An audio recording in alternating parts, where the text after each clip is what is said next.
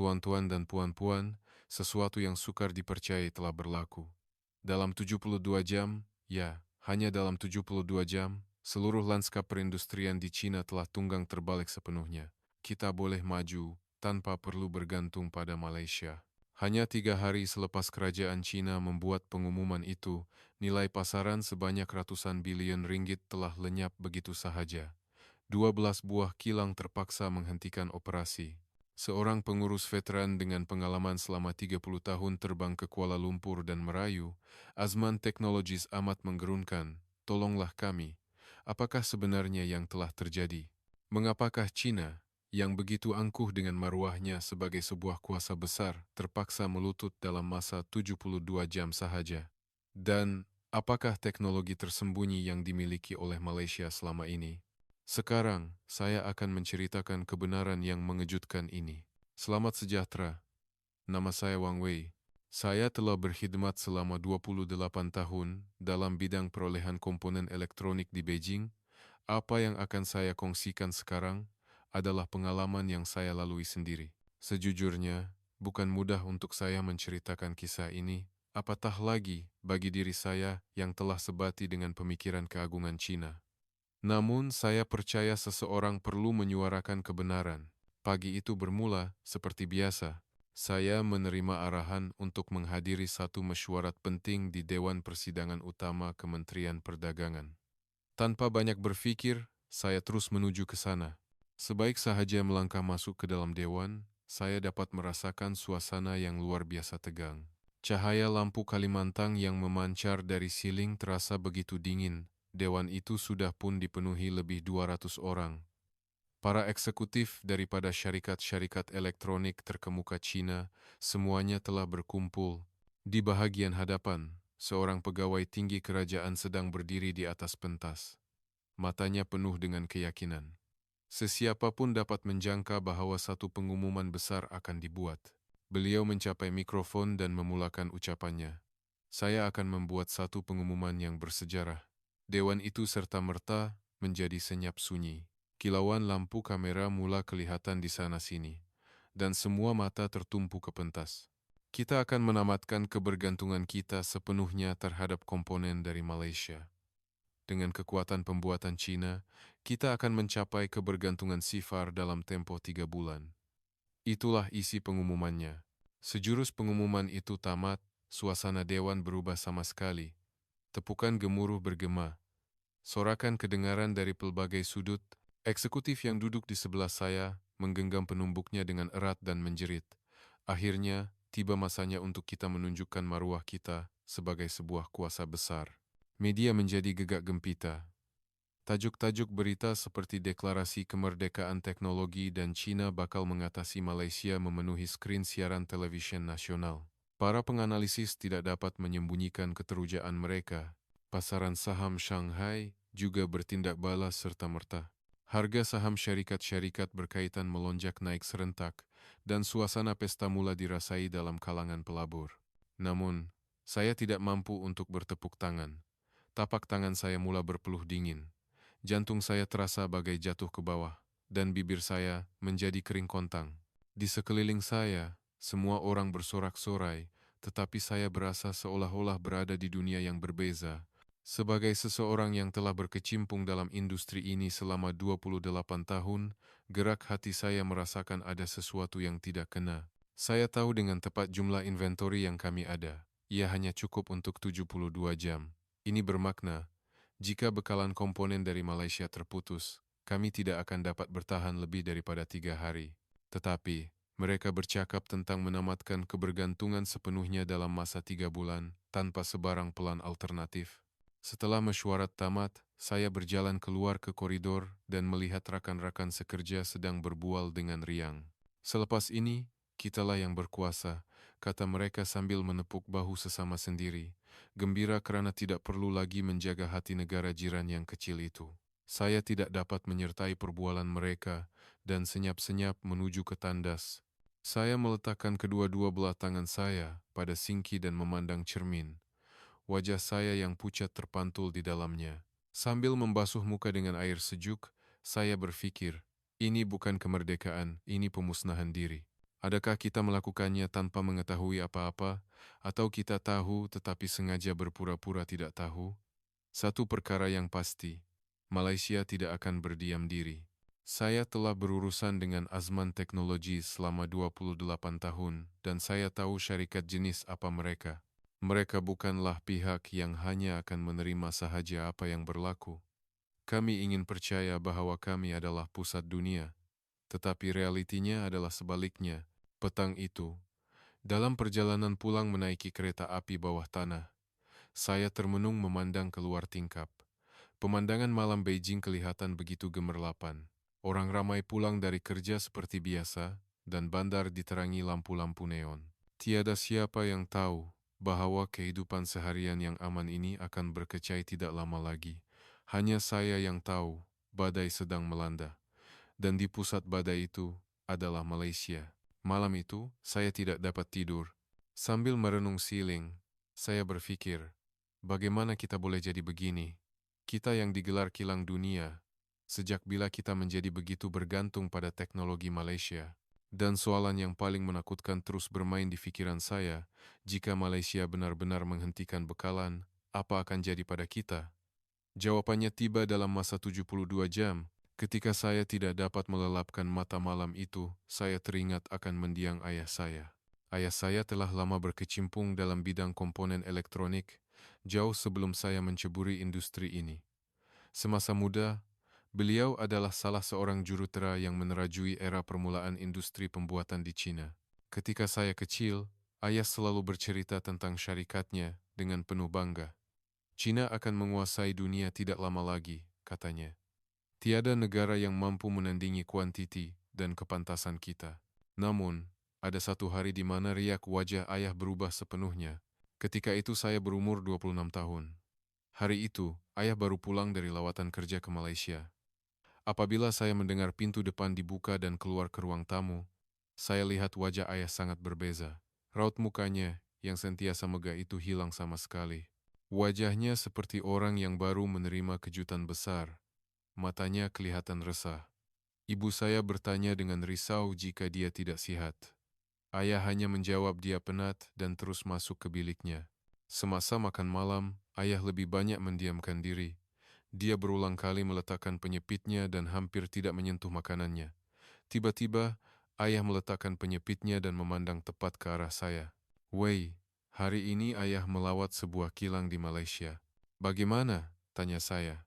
Ayah memandang keluar tingkap seketika sebelum menyambung dengan suara yang perlahan. Cara mereka memandang sesuatu sangat berbeza. Kerja yang kita lakukan dengan tenaga manusia selama 10 tahun, mereka boleh selesaikan dalam masa 3 tahun dengan teknologi mereka. Tidak, mereka sebenarnya sudah pun mencapainya. Tangan ayah sedikit menggeletar. Itulah kali pertama saya melihatnya begitu. Kata-kata terakhir ayah masih terngiang-ngiang di telinga saya. Kita ini hanya besar pada saiz, tetapi kuasa sebenar ada di tangan mereka. Suatu hari nanti, mereka akan mengatasi kita. Tidak, mungkin mereka sudah pun mengatasi kita. Sambil berkata begitu, dia memandang tepat ke mata saya. Jangan terlalu angkuh, belajarlah mulai sekarang.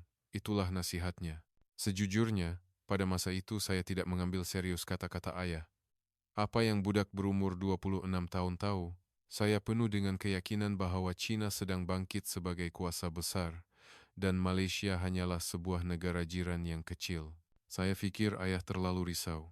Namun, seiring berlalunya waktu, kata-kata ayah satu persatu menjadi kenyataan. Apabila saya mula menguruskan bahagian perolehan, saya mula berurusan secara langsung dengan syarikat-syarikat Malaysia. Pada mulanya, kami berada di posisi yang boleh berlagak dengan menggunakan pasaran kami sebagai senjata. Apabila mereka datang ke kilang kami, mereka akan menunduk kepala demi menembusi pasaran. Melihat keadaan itu, saya berpikir dalam hati, walau sehebat manapun teknologi mereka, mereka tidak boleh hidup tanpa pasaran kita.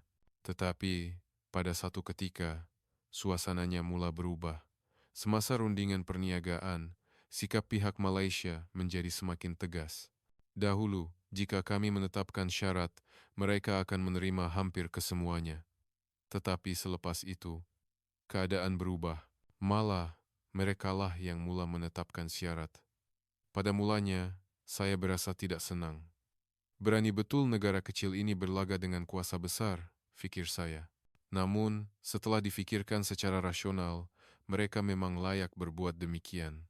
Kualiti mereka hampir mustahil untuk ditandingi. Mereka mula menghasilkan komponen yang kami tidak mampu hasilkan walau berapa banyak uang yang kami laburkan.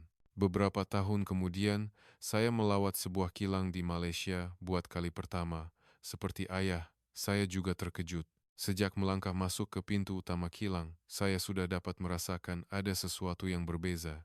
Kebersihan, ketepatan, dan kesempurnaan semuanya berbeza daripada kami. Sambil berjalan di sepanjang barisan pengeluaran, saya rasa lutut saya menjadi lemah. Kaki tangan yang memberi penerangan menjelaskan dengan tenang. Apabila saya mendengar angka tentang betapa rendahnya kadar kecacatan di barisan itu, pikiran saya menjadi kosong. Ia tidak boleh dibandingkan langsung dengan kilang kami. Teknologi ketepatan mereka berada pada tahap yang melampaui imajinasi kami. Malam itu di hotel, sambil merenung siling, saya berpikir ini bukan persaingan. Ini adalah dimensi yang berbeza. Teknologi yang sedang kami kaji di peringkat kebangsaan dengan pelaburan besar, mereka sudah pun mengeluarkannya secara besar-besaran. Angka yang kami tetapkan sebagai sasaran untuk 5 tahun akan datang, mereka sudah mencapainya tahun lepas. Kata-kata ayah terlintas di pikiran saya. Jangan terlalu angkuh, belajarlah mulai sekarang. Tetapi saya tidak belajar, saya tahu tetapi sengaja memejamkan mata. Saya tidak mau mengakuinya. Jika saya mengakui bahwa Cina bergantung pada teknologi Malaysia, saya rasa seperti kalah. Ego saya yang telah hidup dengan pemikiran keagungan Cina tidak mengizinkannya. Jadi, saya pejamkan mata. Saya tutup telinga. Saya menipu diri sendiri dengan berpikir bahwa jika saya tidak menghadapi realiti, realiti itu akan hilang, dan kini saya terpaksa menanggung akibatnya. Pada hari pengumuman Kementerian Perdagangan, saya teringat akan pesanan ayah dan berasa terseksa. Ayah telah meninggal dunia beberapa tahun yang lalu. Sehari sebelum dia meninggal, dia memandang saya di hospital dan berkata, "Jangan takut. Mengaku bukan berarti kalah. Hanya dengan mengaku, barulah kekuatan sebenar akan muncul." Itulah kata-kata terakhirnya. Namun, saya masih tidak dapat mengakuinya. Melihat orang ramai bertepuk tangan di dewan persidangan, saya tertanya-tanya adakah saya seorang sahaja yang tidak normal. Semua orang meraihkan kebangkitan Cina, tetapi hanya saya yang gemetar dalam ketakutan. Tetapi itu karena saya tahu realitinya. 72 jam, itulah masa yang kami ada untuk bertahan. Dan jika Malaysia bertindak, kemungkinan besar kami tidak akan dapat bertahan walaupun 72 jam. Saya tahu itu. Saya tahu, tetapi saya tidak boleh berbuat apa-apa. Malam itu di rumah, saya mengeluarkan gambar ayah. Gambar yang diambil bersama pada hari saya mula bekerja di syarikat ini. Ayah tersenyum ceria, dan saya juga tersenyum. Pada masa itu, masa depan Cina kelihatan begitu cerah dan tidak terbatas. Saya berbisik kepada gambar ayah, "Ayah, hari itu telah tiba, hari yang ayah pernah beri amaran. Tapi saya masih belum bersedia. Apa yang patut saya buat?" Sudah tentu tiada jawaban. Tetapi mata ayah dalam gambar itu seolah-olah berkata, "Sudah terlambat untuk berlagak sekarang. Lakukan apa yang boleh kamu lakukan." Saya memeluk gambar itu. Dan saya menunggu. Menunggu untuk melihat apa tindakan Malaysia, apa langkah yang akan diambil oleh Azman Teknologis. Saya menunggu serangan balas mereka bermula. Dan tepat 24 jam kemudian, sesuatu yang aneh berlaku. Tiada sebarang reaksi dari Malaysia. Sehari telah berlalu sejak pengumuman itu, tetapi Malaysia senyap luar biasa. Tiada kenyataan rasmi, tiada bantahan, seolah-olah pengumuman Cina tidak pernah berlaku, tiada sebarang pergerakan. Keadaan itu sebaliknya membuatkan saya lebih resah. Media di Cina mula membuat pelbagai spekulasi. Malaysia terkejut hingga tidak terkata. Mereka bimbang akan kehilangan pasaran Cina yang besar. Akhirnya kita menang. Artikel-artikel seperti itu berleluasa. Di Weibo, ejekan tersebar luas. Nampaknya mereka sudah takut. Banyak cakap. Tapi bila kuasa besar bertindak, mereka senyap membisu. Komen-komen seperti itu muncul. Rakan-rakan sekerja yang saya temui di syarikat juga memberikan reaksi yang sama. Malaysia senyap macam mati, kata mereka. Rupa-rupanya kitalah yang lebih hebat. Saya hanya tersenyum palsu dan bersetuju, tetapi di dalam hati, kebimbangan saya semakin membuak-buak. Terlalu senyap. Ini tidak seperti Malaysia. Selama 28 tahun berurusan dengan mereka, ada satu perkara yang saya pelajari. Orang Malaysia sangat sopan, tetapi sekali mereka membuat keputusan, mereka boleh menjadi sangat menakutkan. Terutamanya syarikat seperti Azman Technologies. Keadaan senyap mereka ini bermakna mereka sedang merancang sesuatu, peribahasa tenang sebelum badai terlintas di pikiran saya. Selama 24 jam itu, saya tidak dapat tidur lena. Saya terus memantau pergerakan pihak Malaysia dari pejabat, tetapi tiada sebarang berita. Keadaan yang terlalu senyap itu membuatkan saya meremang bulu roma, dan tepat pada jam ke-25, satu notifikasi berita tergempar muncul di telepon bimbit saya. Azman Technologies mengumumkan sidang media tergempar. Jantung saya terasa luruh. Akhirnya tiba masanya. Saya segera berlari ke bilik mesyuarat. Siaran langsung sidang media Azman Technologies sedang ditayangkan di skrin besar. Kira-kira 10 orang eksekutif sudah berkumpul di dalam bilik itu. Semuanya merenung skrin dengan tajam. Suasana menjadi tegang. Orang-orang yang 24 jam lalu berpesta pora, kini tidak dapat menyembunyikan riak wajah cemas mereka. Di skrin, seorang lelaki naik ke pentas. Beliau adalah pengarah eksekutif Azman Technologies, seorang lelaki dalam lingkungan pertengahan 50 perusahaan, tetapi tanggapan pertama yang diberikannya sangat kuat. Pandangan matanya tajam, riak wajahnya tenang. Wajah yang langsung tidak menunjukkan sebarang emosi, tidak marah, tidak juga panik, hanya tenang. Beliau berdiri di hadapan mikrofon. Bilik mesyuarat kami menjadi senyap sunyi. Beliau mula bersuara. Kami dari Azman Technologies. Suaranya juga tenang. Berkenaan pengumuman kerajaan Cina semalam, semua orang di dalam bilik mesyuarat menahan nafas. Beliau menyambung, kami telah menerima berita bahawa syarikat-syarikat pelanggan kami di Cina telah menimbulkan keraguan terhadap kualiti produk kami. Pada ketika itu, seseorang di dalam bilik mesyuarat tertawa sinis. Suasananya seolah-olah berkata, sekarang baru nak jaga hati dan minta maaf. Saya juga berharap begitu. Tetapi kata-kata seterusnya membekukan kami semua. Kami memandang serius kebimbangan pelanggan kami. Oleh itu, kami akan menjalankan pemeriksaan kualiti menyeluruh dan ultra presisi terhadap semua produk yang dihantar ke Cina. Bilik mesyuarat mula menjadi riuh. Pemeriksaan kualiti menyeluruh? Beliau menyambung lagi. Semasa tempoh pemeriksaan, penghantaran akan dihentikan buat sementara waktu. Keriuhan semakin menjadi-jadi. Hentikan penghantaran? Dan ayat terakhirnya jatuh. Tarikh selesai pemeriksaan. Beliau berhenti sejenak dan memandang tepat ke arah kamera. Adalah tidak dapat dipastikan. Pada saat itu, bilik mesyuarat membeku sepenuhnya. Tidak dapat dipastikan? Bukankah itu bermakna tiada siapa tahu bila ia akan berakhir? Beliau menambah ayat terakhir. Tiada kompromi dalam kualiti. Kami hanya akan menyediakan produk yang sempurna. Sekian. Dan beliau turun dari pentas. Tiada soalan daripada wartawan yang diterima. Bilik mesyuarat menjadi huru-hara. Apa itu? Hentikan penghantaran. Apa maksud tidak dapat dipastikan? Ini jelas sekali tindakan balas dendam. Orang ramai mula menjerit. Di tengah-tengah kekecohan itu, saya seorang sahaja yang terdiam kerana saya sedar. Ini bukan pemeriksaan kualiti. Ini adalah pengisytiharan perang.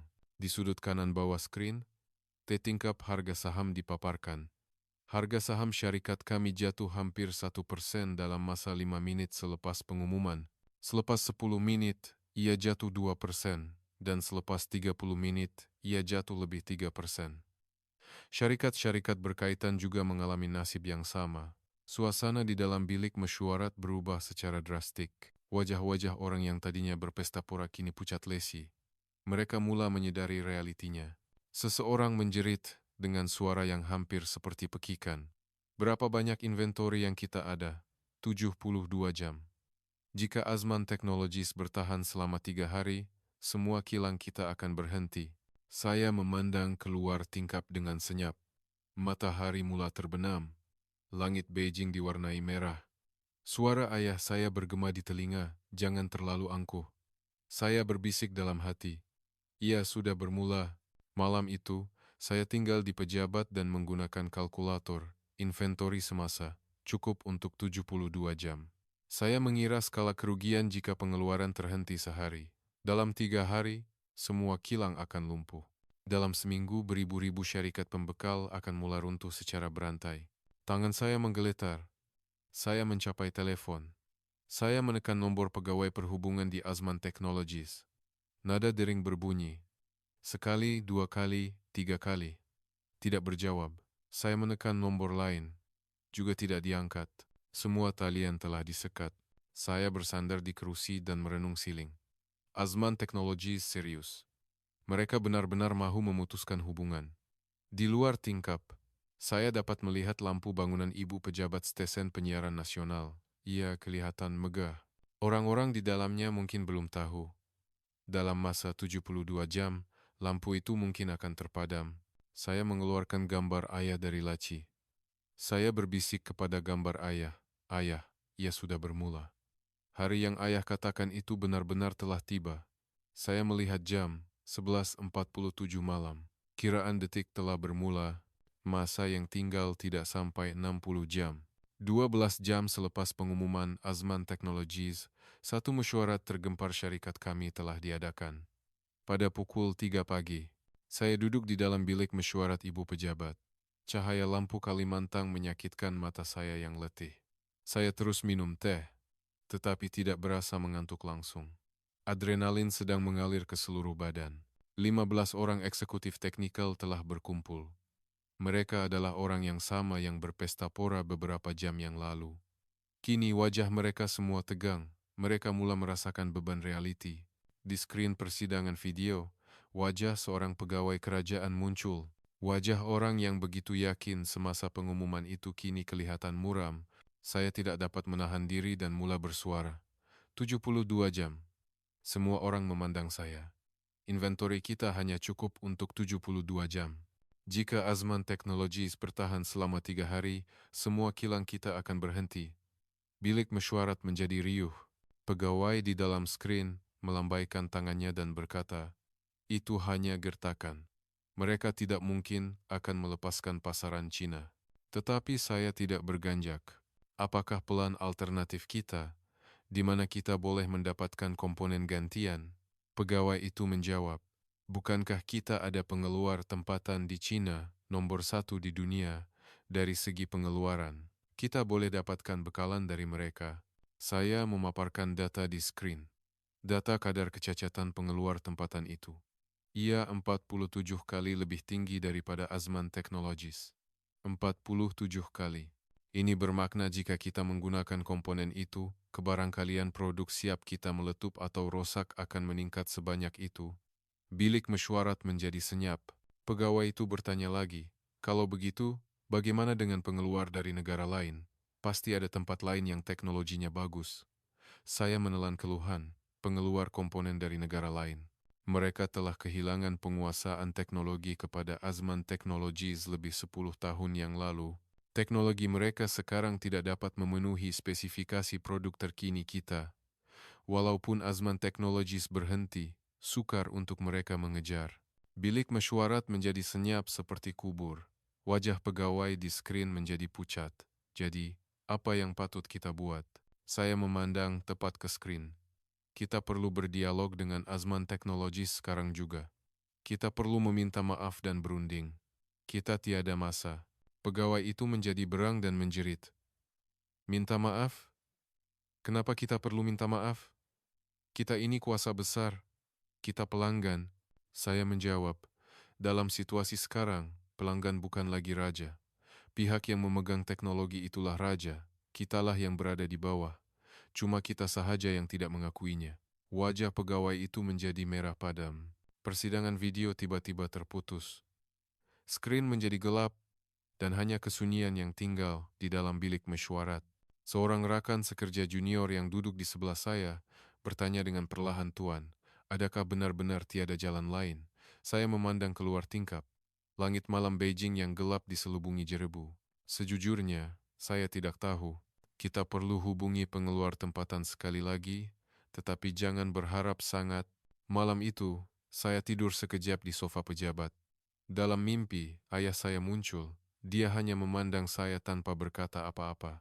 Pandangan matanya seolah-olah berkata, "Aku sudah beri amaran.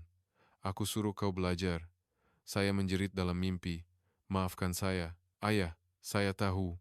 Saya tahu tetapi saya sengaja memejamkan mata. Kerana ego, saya tidak mahu mengakuinya." Ayah menggelengkan kepalanya dan hilang. Apabila saya terjaga, seluruh badan saya basah dengan peluh. Keesokan harinya, satu persidangan video telah diatur dengan pengeluar komponen terbesar di China. Harapan terakhir kami, syarikat yang sering melaungkan slogan buatan tempatan. Di skrin, wajah naib presiden pengeluar itu muncul.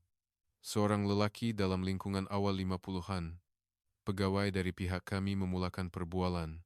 "Maaf kerana menghubungi secara mengejut. Kami perlukan komponen. Ini adalah krisis negara." Lelaki itu terdiam seketika, kemudian menggelengkan kepalanya.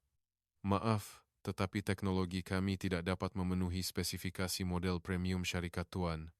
Bilik mesyuarat menjadi riuh. "Kenapa tidak boleh? Bukankah Anda mengiklankan bahwa Anda adalah pengeluar nombor satu dunia?" Lelaki itu tersenyum pahit dan menjawab, "Nomor satu itu dari segi kuantiti. Kualitinya berbeza. Biar saya berterus terang." Dia mengangkat sekeping dokumen dan menunjukkannya. Kadar kecacatan Azman Technologies adalah 0,0001%.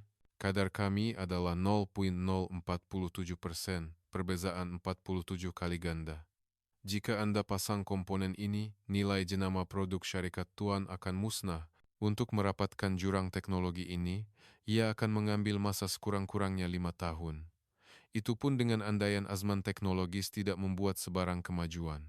Bilik mesyuarat membeku. Dia menambah kata-kata terakhir. "Sebagai sesama rakyat Cina, boleh saya berikan satu nasihat? Jangan lawan Azman Teknologis. Teknologi bukan sesuatu yang boleh dimenangi dengan ugutan atau saiz. Azman Teknologis berbeza. Mereka bukan membuat komponen, mereka membina kepercayaan.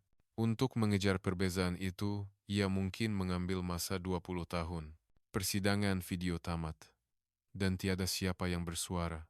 Semua pintu telah tertutup. Pengeluar tempatan tidak boleh. Pengeluar negara lain pun tidak boleh. Kami tiada pilihan lain. Apabila 48 jam berlalu, kilang pertama berhenti beroperasi, inventori telah habis. Keesokan harinya, kilang kedua berhenti, dan pada hari berikutnya, 3 lagi kilang berhenti. Dalam masa 72 jam, 12 buah kilang telah menghentikan operasi sepenuhnya. Pada pagi pembukaan pasaran saham Shanghai, saya berada di Dewan Persidangan Utama Ibu Pejabat. Di skrin besar yang menutupi seluruh dinding, harga saham masa nyata dipaparkan. Sebaik saja pasaran dibuka, neraka bermula. Harga saham syarikat kami jatuh 5% dalam 30 saat. Selepas seminit, ia jatuh 8%, dan selepas 5 menit, ia jatuh lebih 12%. Syarikat-syarikat berkaitan yang lain juga mengalami nasib yang sama. Skrin semuanya berwarna hijau warna kejatuhan dalam pasaran saham Cina. Rintihan kedengaran dari pelbagai sudut dewan. Selepas 30 menit, harga saham syarikat kami telah menjunam lebih daripada 18%. Jika ditukar kepada jumlah nilai, ratusan bilion ringgit telah lenyap ke udara dalam masa 72 jam. Saya hanya termenung melihat angka-angka yang jatuh. Angka-angka itu terasa tidak nyata. Sebegini truk dalam masa sehari sahaja. Pintu dewan dibuka dengan kasar dan seorang pegawai kerajaan masuk. Wajahnya pucat seperti mayat, tali lehernya longgar, dan terdapat lingkaran hitam yang tebal di bawah matanya. Pihak atasan telah menghubungi, suaranya menggeletar. Ada mesyuarat tergempar dalam masa sejam. "Kita dah tamat." Dia jatuh terduduk di kerusi dengan lemah. Saya mengeluarkan telepon bimbit dan memeriksa berita. Tajuk-tajuk berita media seluruh dunia melimpah ruah. Kilang dunia terhenti. Dalam 72 jam. Kemenangan senyap Malaysia, menundukkan China tanpa sepatah kata. Artikel-artikel itu mengulangi perkataan yang sama. China tidak boleh hidup tanpa Malaysia. Malaysia boleh hidup tanpa China. Siapa kuasa sebenar telah terbukti dalam 72 jam. Pegawai itu bangun terhuyung-hayang dan berjalan ke arah pintu. Dia berhenti di hadapan pintu dan menoleh ke belakang. Dari awal lagi, kata-kata kamu betul. Dan dia keluar, kesunyian yang berat menyelubungi orang-orang yang tinggal. Saya memandang keluar tingkap, langit Beijing mendung. Langit yang kelabu karena jerebu mula menurunkan hujan. Titisan hujan mengalir di kaca tingkap, seperti air mata. Seorang rakan sekerja junior menghampiri saya dengan senyap. Tuan, apa yang patut kita buat sekarang? Saya terdiam seketika. Kemudian saya menjawab, kita perlu pergi ke Kuala Lumpur, pergi ke ibu pejabat Azman Technologies, melutut dan meminta maaf. Itulah satu-satunya cara yang kita ada. Sebelum menempah tiket penerbangan ke Malaysia, saya pergi sendiri melawat kilang yang telah berhenti. Kilang pertama, yang terletak 2 jam perjalanan dengan kereta dari ibu pejabat. Apabila saya tiba, pintu utama dipenuhi wartawan. Pihak polis sedang mengawal kemasukan. Saya masuk melalui pintu masuk pekerja. Sebaik sahaja melangkah masuk ke dalam kilang, jantung saya terasa sejuk, senyap. Terlalu senyap. Mesin-mesin yang biasanya bergerak tanpa henti kini terhenti seperti mati. Di atas tali sawat, produk yang separuh siap terbiar begitu sahaja. Lengan robot membeku di udara, tidak bergerak sedikit pun. Bunyi tapak kaki saya bergema di seluruh kilang. Karena terlalu senyap, bunyi tapak kaki saya bergema, seperti gema. Seolah-olah seseorang telah menghentikan masa. Di sana-sini, para pekerja berkeliaran tanpa tujuan. Ada yang termenung melihat mesin yang berhenti. Ada yang bersandar di dinding dengan kepala tertunduk. Ada yang berbisik-bisik dengan rakan sekerja dengan riak wajah cemas. Pengurus kilang menghampiri saya. Seorang veteran dalam lingkungan akhir 60-an, beliau telah bekerja di kilang ini sahaja selama 35 tahun. Matanya merah. Jelas sekali dia tidak tidur semalaman. Dia bertanya dengan suara yang menggeletar, Wang Wei, adakah ini benar? Sampai bila ia akan berterusan? Saya menjawab dengan jujur, saya tidak tahu. Bibirnya menggeletar. Nampak orang-orang di sana itu? Dia menuding ke arah para pekerja. Kebanyakan mereka adalah pekerja dari luar bandar. Mereka ada keluarga di kampung halaman, ada yuran sekolah anak-anak yang perlu dibayar. Jika kilang berhenti seminggu sahaja, kami tidak boleh bayar gaji mereka. Jika berhenti sebulan, mereka semua akan merempat di jalanan. Suara pengurus itu menjadi serak. Adakah kamu tahu berapa ramai orang yang bekerja dalam industri kita? Berjuta-juta orang. Jika termasuk syarikat-syarikat pembekal, bilangannya tidak terkira. Ramai rakyat bergantung hidup pada industri ini. Dia memandang tepat ke arah saya. Jika Azman Technologies bertahan sebulan sahaja, semua orang itu akan kehilangan pekerjaan. Saya tidak dapat menjawab. Apa yang dikatakannya adalah benar. Saya juga tahu. Tetapi bagaimana saya boleh memujuknya? Saya naik ke bumbung kilang. Bersandar pada pagar, saya memandang ke kejauhan. Saya dapat melihat cerobong asap kilang-kilang lain di kejauhan. Tiada asap yang keluar. Biasanya pada waktu ini, asap kelabu akan berkepul-kepul keluar. Tetapi kini, cerobong-cerobong itu berdiri tegak seperti mati. Melihat pemandangan itu, saya berpikir, inilah realitinya. Inilah akibat keangkuhan kita. Telepon bimbit saya berdering. Panggilan dari kilang lain. Berita bahwa ia telah berhenti. Sejam kemudian, satu lagi panggilan masuk, dan sejam berikutnya juga. Satu demi satu, kilang-kilang terpadam. 72 jam. Tepat pada masanya, 12 buah kilang telah berhenti sepenuhnya. Saya mengira kerugian pengeluaran harian. Pandangan saya menjadi gelap. Petang itu, saya tidak pulang ke rumah. Saya tinggal di pejabat dan menempah tiket penerbangan ke Kuala Lumpur. Harapan terakhir. Saya tiada pilihan selain pergi sendiri, menundukkan kepala, dan merayu. Apabila kapal terbang berlepas, pemandangan malam Beijing semakin menjauh di luar tingkap. Berjuta-juta lampu berkelipan. Kelihatan aman. Tetapi di bawah lampu-lampu itu, malapetaka sedang berlaku. Saya memejamkan mata. Wajah ayah terlintas di pikiran. Saya teringat petang hari ayah pulang dari lawatan kerjanya ke Malaysia. Bunyi pintu depan dibuka, riak wajah ayah yang berbeza dari biasa. Kata-katanya semasa makan malam sambil meletakkan penyepit. Cara mereka memandang sesuatu sangat berbeza. Kerja yang kita lakukan dengan tenaga manusia, mereka selesaikan dengan teknologi. Pada masa itu, saya tidak faham. Tidak, saya tidak mau faham. Saya pikir kita ini kuasa besar, mana mungkin kita kalah kepada negara kecil. Kapal terbang bergegar. Saya membuka mata. Saya melihat keluar tingkap. Di bawah awan, cahaya mula kelihatan. Kuala Lumpur, pengumuman dalam penerbangan berkumandang. Tidak lama lagi akan mendarat di lapangan terbang antara bangsa Kuala Lumpur. Saya meletakkan tangan di dada. Jantung saya berdegup kencang. Kata-kata ayah terngiang-ngiang kembali. Jangan terlalu angkuh. Mengaku bukan berarti kalah. Hanya dengan mengaku, barulah kekuatan sebenar akan muncul. Saya berbisik dalam hati, ayah, saya datang sekarang. Walaupun sudah terlambat, saya datang untuk mengaku. Kapal terbang mula menurun. Cahaya Kuala Lumpur semakin dekat. Sebaik sahaja saya menjejakkan kaki di Klia, saya tidak percaya dengan apa yang saya lihat. Adakah ini benar-benar Malaysia? Ia sangat berbeza dari Malaysia yang saya ingat. Kali pertama saya datang ke Malaysia dahulu, saya pikir ia hanya sedikit lebih maju daripada kami. Tetapi pemandangan yang terbentang di hadapan saya kini sama sekali berbeza. Terminal lapangan terbang itu seperti sebuah karya seni gergasi yang diperbuat daripada kaca dan keluli. Silingnya sangat tinggi, dan cahaya matahari memancar masuk melalui tingkap kaca. Lantainya berkilat seperti cermin, tiada sebutir habuk pun kelihatan. Lapangan terbang kami juga besar, tetapi tidak mempunyai perincian dan kebersihan sebegini. Proses imigresen juga pantas. Mesin pemeriksaan otomatik berbaris, dan orang ramai melaluinya dalam beberapa saat sahaja. Kerana saya orang asing, saya pergi ke kaunter manual, tetapi itu pun tidak mengambil masa lebih daripada 5 menit. Saya menaiki teksi menuju ke pusat bandar Kuala Lumpur.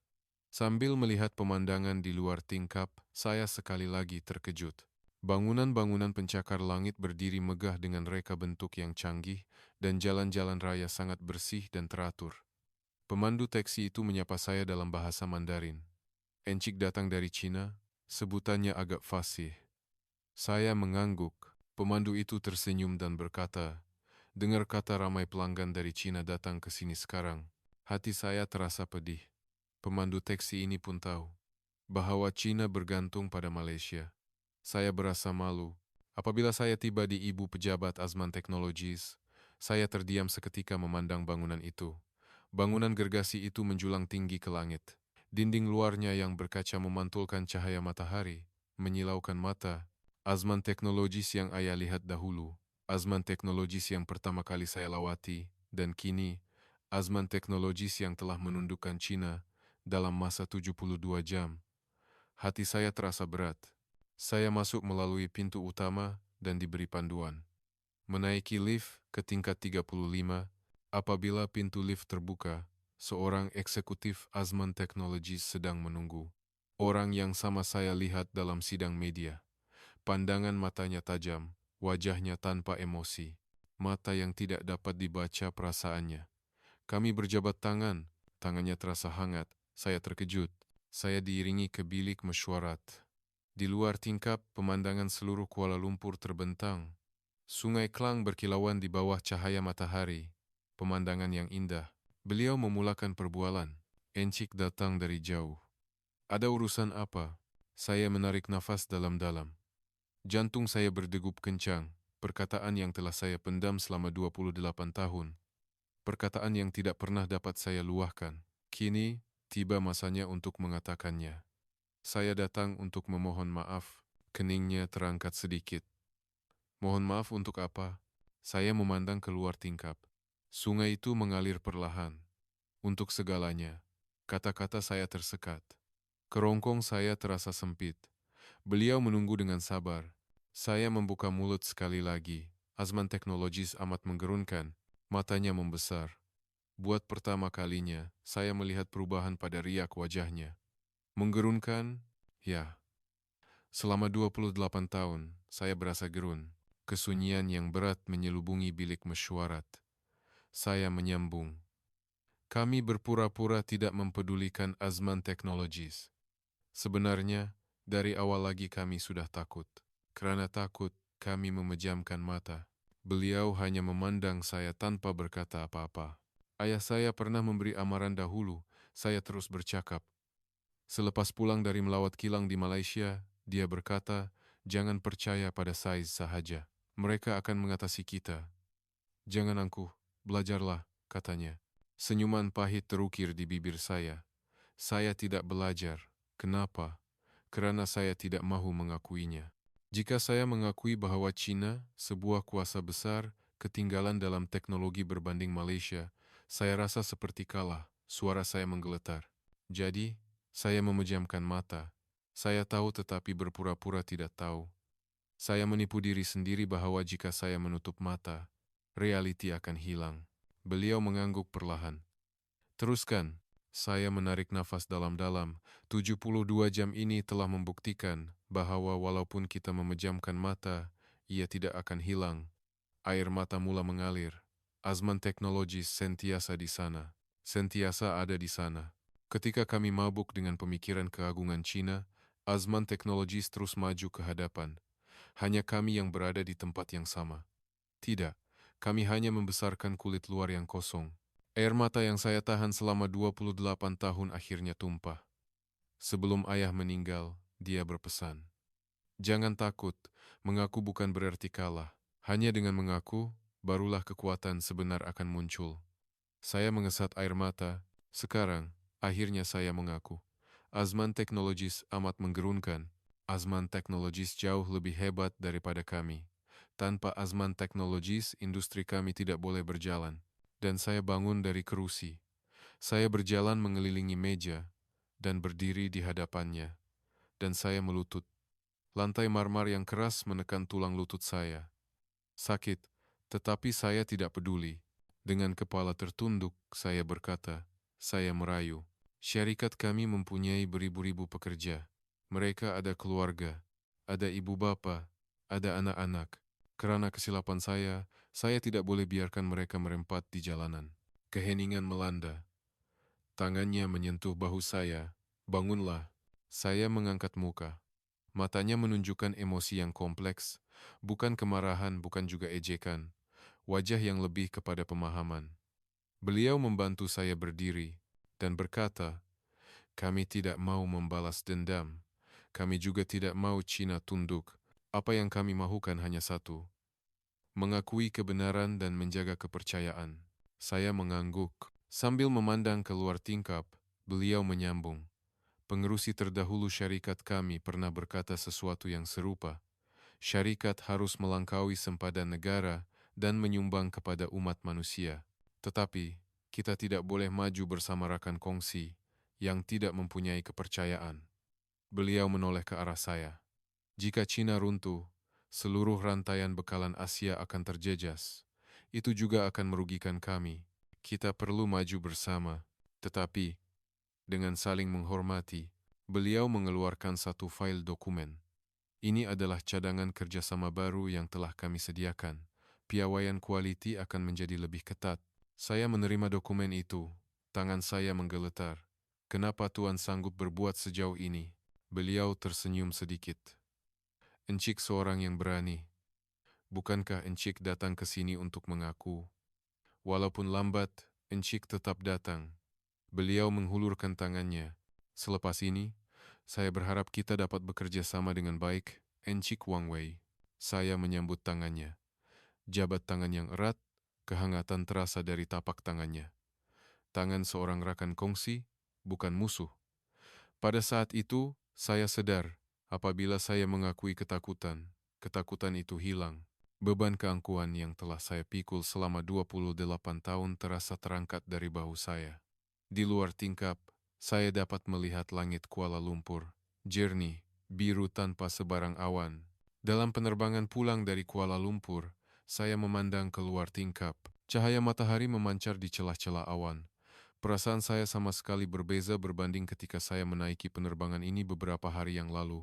Ketika pergi, Hati saya terasa berat dan kaki saya menggeletar, tetapi perjalanan pulang ini berbeza. Saya berasa seolah-olah beban yang telah saya pikul selama 28 tahun telah terlepas. Perbualan dengan eksekutif Azman Technologies itu tidak hilang dari pikiran saya. Walaupun lambat, encik tetap datang. Kata-kata itu terus terngiang-ngiang di telinga saya. Apabila saya tiba di Beijing, suasana di lapangan terbang berbeza dari sebelumnya. Beberapa hari yang lalu, ia dipenuhi dengan berita suram, tetapi kini, saya dapat merasakan sesuatu yang telah berubah. Harapan, mungkin, cahaya yang sangat kecil, tetapi ia mula kelihatan dengan jelas. Dalam perjalanan pulang ke syarikat, telepon bimbit saya berdering. Rakan sekerja junior saya. Tuan, kami menerima panggilan daripada Azman Technologies. Penghantaran komponen akan disambung semula. Jantung saya berdegup kencang. Betul ke? Saya bertanya semula. Ya, kami baru sahaja menerima notifikasi rasmi. Selepas meletakkan telepon, saya berdiri termenung seketika. Berjaya. Ia benar-benar berjaya. Air mata saya berlinangan. Kerana malu, saya segera menundukkan muka. Beberapa hari kemudian, sebuah truk besar masuk ke perkarangan pintu utama kilang. Saya pergi sendiri untuk menyambutnya. Para pekerja juga semuanya keluar. Beribu-ribu orang berkumpul di hadapan pintu utama. Wajah mereka semua tegang.